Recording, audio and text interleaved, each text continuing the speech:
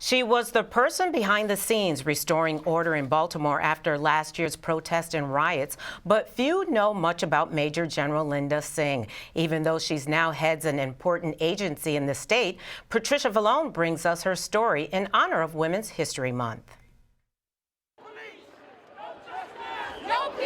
This was the scene Major General Linda Singh had to deal with only months after being sworn in as the state's first woman to head the Maryland National Guard. Never one to shy away from adversity, Singh credits her tough childhood for her tenacity. When you think of a child being 9 years old and you've lived with your grandparents all those years, and then you're having to go and live with your parents, that's a significant emotional event. That right there, I think, was pretty traumatic. When she was a teenager, her brother came home from military leave. It was a time that would forever change her life.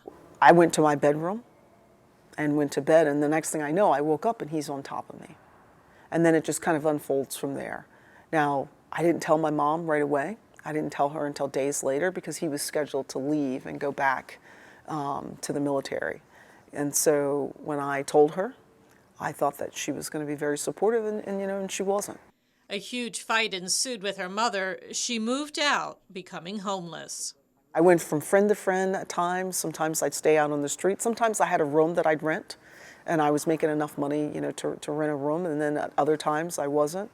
And so I just kind of, I think about it, and I kind of just drifted. One day she joined the military. Singh credits that to saving her life.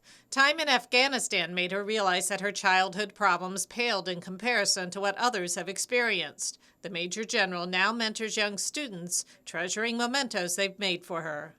The thing that made the biggest impact on me is when we actually went to do a mission, and it was really when we were delivering clothing and some things to some of the local folks that had been displaced. And this is kind of where they lived. It was in an empty, trashy lot.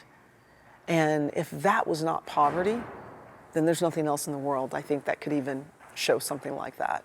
Singh led a dual career while in the military, also working as the operations director of a global consulting company. That is the next highest. So that is the next highest. Yeah. Oh, so this was the highest level. Yeah.